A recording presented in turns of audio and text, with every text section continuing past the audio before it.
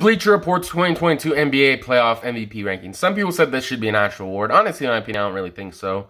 What would be the criteria? Would you have to make it past the first round? Honestly, I think we should stick with Finals MVP.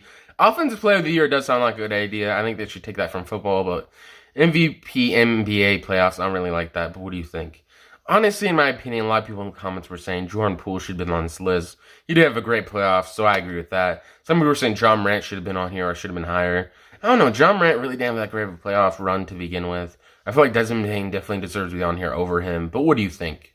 This is number 10 on this list. You have Desmond Bane. The Memphis Grizzlies honestly makes sense. Had great three-point shooting throughout the series. Really played great against the Timberwolves. And was probably the player of the game for every game that the Grizzlies won. Number 9, Joel Embiid. Philadelphia 76ers. Definitely makes sense.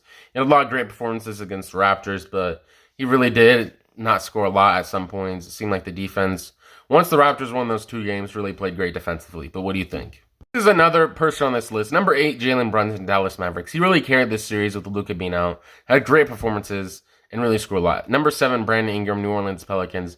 Honestly showed that he's an all-star and one of the best players in the NBA right now. Great scorer. And really showed a lot against the Phoenix Suns. And I feel like if Zion would have played, in general, if he was healthy, this series would have been a lot closer. The Pelicans would have definitely a good chance of winning. But what do you think? This is another part of the list. Nikola Jokic, Denver Nuggets. He really carried his team. He's at number 6. Definitely makes sense. Offensively, really just dominated for the Nuggets. And really was their main offensive focal point the whole time. Number 5, you have Steph Curry. Golden State Warriors. Makes a lot of sense. He was draining threes, playing great. And really late in the series, he was really clutch and had a lot of great games. Here's another part of the part 10 list. So at number 4, you have Chris Paul for the Phoenix Suns. Definitely played great. Scored great offensively when he really needed to when Devin Booker was out. And at number 3, you have Jimmy Butler, Miami Heat. Played great defensively. And the Heat overall played great defensively overall. They're going to be a tough team to beat. But scoring-wise, he did have a 44-point game and just had great scoring performances. This is honestly a great part of the list. So Giannis Antetokounmpo's at number 2.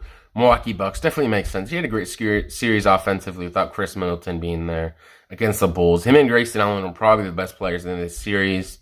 And number 1, you have Jason Tatum, Boston Celtics, which honestly, I would put him at number 1. He really shut down Kevin Durant when he went up against him. Kevin Durant only had 17 points against Jason Tatum. Honestly, an impressive performance from Jason Tatum. And he deserves to be number 1 defensively and offensively. Both played great. He could shut down Kevin Durant and then go get you 30 on the other side of the ball. Definitely a great series for him, but what do you think?